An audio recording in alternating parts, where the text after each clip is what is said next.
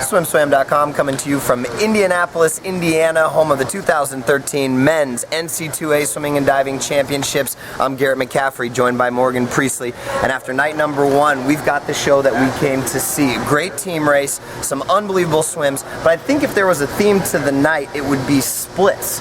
Some barriers broken in splits tonight, Morgan. Yeah, there were some unbelievable swims all the way around, starting off the 200 freestyle relay. Ultimately, Auburn came out on top in that event, thanks to a fantastic 1856 anchor leg by Kyle Owens. They were actually challenged by USC on the third leg thanks to a ridiculous 1786 by Vlad Morozov, the first person ever under 18 seconds, and it wasn't even close.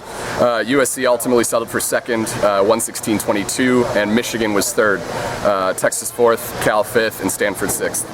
So that was the first barrier that we saw under this meet, and that was that 18-second barrier for Vlad Morozov in the 200 freestyle relay. He went on to win the flat start 50 freestyle in a very solid 18.63. I think he was so hyped up, and you can hear him say this kind of himself in the interview that's right here on SwimSwam.com.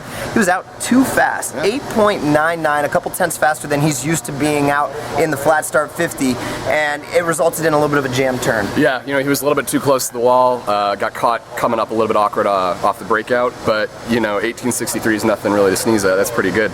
Marcello Cherubini of Auburn was runner-up. He also broke 18.99, and Derek Toomey of Minnesota, Midwestern guy, was third in 1918. Let's get to the second split barrier that was broken. That's the 50-point barrier from a breaststroker. Kevin Cordes on the third leg of the Arizona medley relay, the 400 medley relay at the end of the session, 49.56, not even just by a little bit, by a lot of bit. 49.56 for Cordes on that third leg. It was already a big lead on the second leg. It was already a big lead for Arizona after Mitch Friedman had the fastest opening split of 45.5, the only guy even under 46, which could lead to good things tomorrow for him in that backstroke event. But Arizona all the way, all Kevin Cordes with the 49.6. It's truly incredible. He was actually out in 23.05, and I don't know how many breaststrokers we've seen actually break the 23 barrier in a 50 breaststroke on a 200 medley. So for him to go out and then still be able to come back and go 49, absolutely incredible. Mitch Friedman, again, 45.5 leading off. Giles Smith, third leg flyer, who actually got ran down by Tom Shields a year ago. This time, Giles had the last laugh, 44.86, and then anchored by Nimrod Shapira-Baror, fresh off his redshirt year in 42.16. Cal, thanks to a brilliant Tom Shields fly leg, 43.48, that's a lifetime best for him on a relay. He was actually out in 1968 on the fly leg. He tried to make that same difference up, but he tried to do it in the first 25.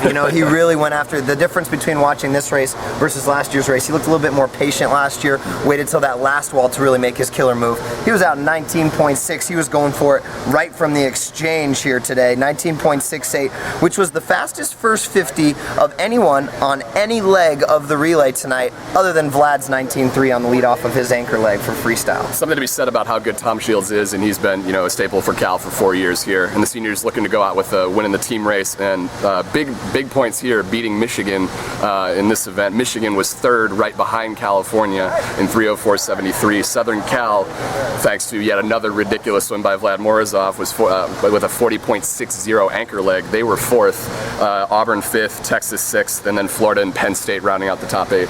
There were other individual swims tonight too, and they were nothing to be, we don't mean to put that down in the list because we saw two amazing races. The 500 freestyle for the gentlemen was probably the best race that we saw. Absolutely. Guys across the board, all under the 4:15 mark or at the 4:15 mark, led by Connor Yeager, and even though in the first 100 he didn't have the lead, he was sitting fourth or fifth maybe, right with the pack, a very tight heat at that first 100. After that, it was all Connor Yeager all the way. Absolutely, yeah, he started getting into the mid to low 25 second barrier on his 50s, about the 200 mark, and really just opened up a lead. The only person who came with him was Michael McBroom of Texas. He was second, 4:11.39, a great swim for the senior, a lifetime best time.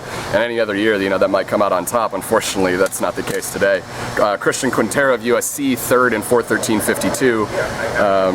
Matthias Koski, freshman from Georgia, fourth and fourth, just behind in 4:13.59. Yeah, it was a terrific race right from the start, and it shapes up to be a very good 1650 on Saturday between both Jaeger and McBroom. McBroom just kind of made his move a little bit too late, kind of closed on him on the last 50, but just ran out of room. Let's talk about the other individual race of the night, and I'll let you talk about this as a proud Stanford grad. Thank you. David Nolan totally redeeming himself from last year, going a 141.21.